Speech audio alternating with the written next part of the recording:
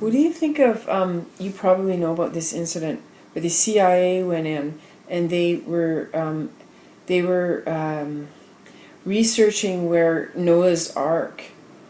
Do you know about that? Oh, no, I wish my and friend Nick Redfern knows a lot about right, this. and, He and wrote quite a bit about it. yeah, and I wondered if you had any ideas or if you know about that, any thoughts on that? I don't Because really. it was I guess the original text, it was actually they didn't store the animals. Sorry to interrupt, No, no. but they weren't storing the two of each animal. If you read the actual interpretation of the language, linguistically, what it was saying was the seeds of the animal. Yeah, I mean, So if there's any truth to this, it's probably a genetic ship. material. That's right. So why is the CIA studying that? Why are they bringing people up there to find that out? You know, and I Yeah. wonder what you thought of that. Well, I guess I would I just know. say that the CIA and probably other intelligence agencies too take a lot of those stories a lot more seriously than we're led to believe.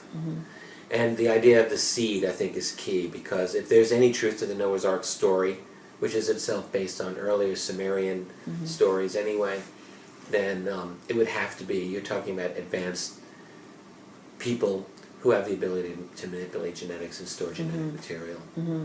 Which, I mean, that's, sounds crazy to someone who hasn't really studied any of this alternative view, but they might be surprised to find that there's actually quite a few researchers who have been going that way. It's really not my specialty, and it's hard for me to form an opinion, but Yeah, that's true. I'm sorry. I'm very, I really respect Nick's research on that, and it seems like they were interested. Yeah. Sure, I mean, they're interested in all kinds of things. CIA's been interested in all kinds of off the chart things. I mean, they focused on Like what remote else? viewing. Like what Remote else? viewing, psychic spy, Yeah. Right.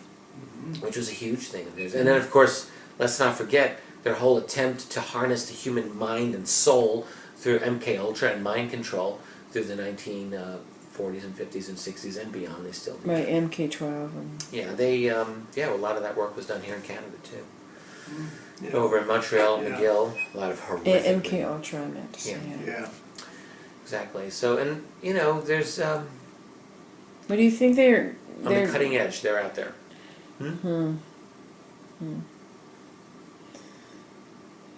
I don't know. Do you think that they're really running the American government?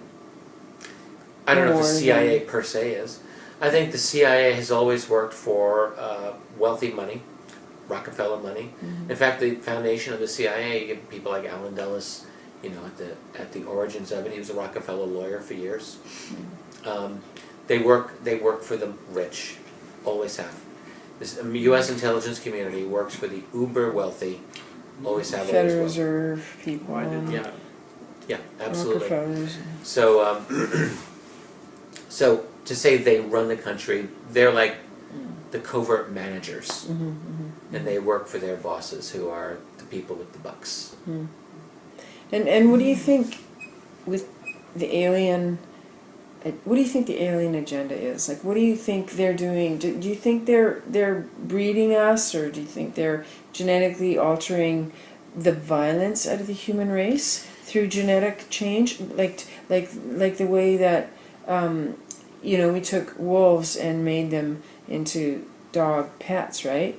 Do you think maybe the aliens are doing that genetically just to keep the war and the violence down, and because we don't need our animal side anymore because we know how to farm? Well, and if we they're know doing how it, they're to- not succeeding. Our violence is as higher than it's ever been.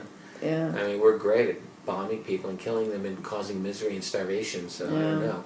If they're really here to do that, then they're failing miserably. But I wouldn't say alien agenda, I would say alien agendas. I would say plural. I don't really believe, I'm just speculating here, but just based on the research that I've done, I have become aware of multiple types of people, beings, whatever they are, that seem to be interacting here on planet Earth. Some of these are human beings that look just like us.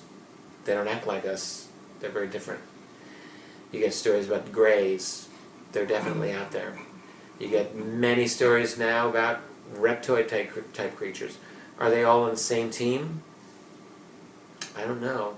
Then you get stories of people who are very positive that they have these wonderful telepathic downloads from other types of beings who are very positive and beneficent. Then you talk to people who've had abduction experiences who are so fucked up and traumatized they can't process it. Is that the same thing? I think it's a very different thing. So I think that there are multiple agendas, to be honest with you, and it makes sense to me. You know why? I look at Earth and I look at humanity right now. The diversity just everywhere. I think humanity is the most fascinating thing right now. We're transforming ourselves as a civilization right now. It's easy for us to look down on ourselves and think, oh, people, you know, they're just, we're nothing special. But no, we're really special. You know, it's not just that we can produce Mozart or Leonardo da Vinci. We have a society that really has got a lot of interesting things going on. There's a lot of stupid things going on in reality TV and people just having enforced idiocy, all right? But there's a lot of amazing things happening. And on top of that, our technological innovation is going. In 150 years, think about where we were. 150 years ago, the society of mud and horses and wooden carts, and that was us. That, anywhere you go in the world. And from that time to now, we've gone through trains, automobiles, airplanes, missiles, atomic nuclear weapons, computers, really great computers, iPads, advanced nanotech, and soon... Hadron Collider. Or, yeah, exactly. Genetic manipulation. I mean, we've really cracked the human genome. We're going to have very strong AI in a few years. It's going to happen. Advanced 3D printing. I mean, good God, all in that amount of time. So if there's anyone that has the ability to watch us and maybe, you know, to kind of get in here, they're going to be looking at us now.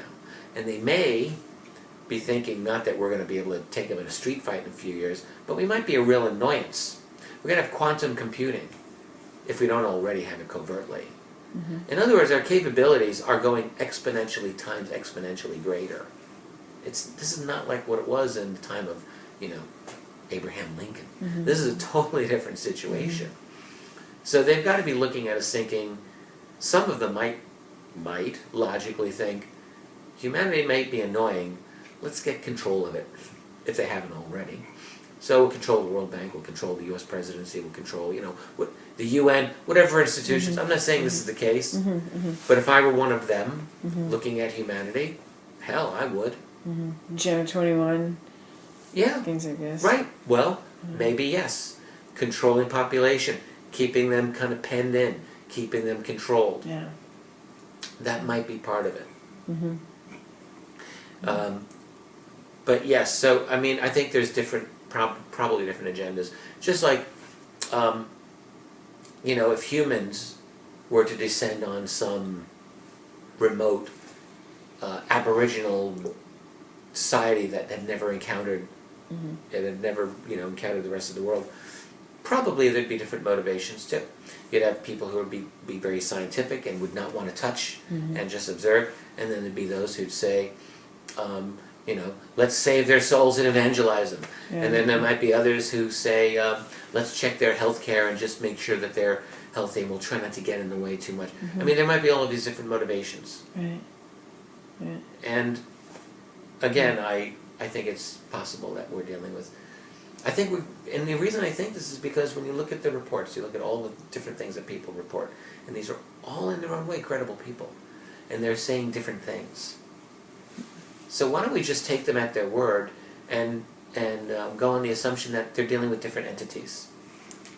And why don't we just do that? What do you think of Jacques Vallée's ideas about other dimensions of reality and a connection with alien energy through, you know, realms of, you know, that... Well, I like Vallée in many ways. I think Vallée is one of the most interesting intellectuals who's ever studied the UFO phenomenon. So, and we need a lot of people who are smart like Jacques Vallée to think about this. You know, one of his biggest contributions, which some have said is, you know, maybe not very helpful, others have said is very helpful, is that he really helped to move the emphasis away from the whole extraterrestrial hypothesis. So, you know, this is back in the 60s and 70s, and he started to think, you know what, this phenomenon is a lot stranger metal ships coming from another solar system. It seems like we're dealing with something a little stranger. And he's often said, like, if UFOs ever just turned out to be only other people from another planet, he said, I'd be so disappointed. It'd be like so uninteresting. But he really believes it's much more interesting than that. And when you look at some of the very incredible strangeness, you know, that people have encountered over the years, I'm inclined to agree that there's something very bizarre. We mentioned dimensions, and this comes up a lot when we talk about the phenomenon, because there seems to be something that seems interdimensional, even if, I mean, honestly, you hear people talk about dimensions and wonder, do we really even know what we're talking about? What is another dimension? But I think intuitively, instinctively, we do recognize that there are probably other dimensions of reality. Just dreaming at night gives us some idea that there's other realms maybe of that's existence that consciousness can live in. But I mean, I think of it this way. I was chatting with you earlier about my dog. So I have a lovely dog, and I've had different dogs throughout my life, and I think dogs are wonderful. And many years ago, I had an insight when I was observing my dog. I don't know if I told you this. This is like a cool moment for me in my life. So I was in my 20s. So I was getting a can of dog food out, and my dog's watching me, and like he knew that I was about to feed him, because he's smart. He's a dog. He knows a lot of things. He knows a lot of things that I don't know. Like he can smell things and hear things, and he can sense emotions. You know, they're great creatures. So I put the dog food out, and he's eating it, and I'm observing him, thinking, well, he's very intelligent. Like he knows me. He knows that there's dog food there. But he has his limitations. Like, he doesn't know how the food got into the dog food can. He doesn't know that. He doesn't know that there are human factories that make dog food. He doesn't know what the moon is when he howls at the moon. And it's not his fault. His brain is just set up in a certain way. So I thought, gee, Richard, you're so smart. Your dog's here, so you're here.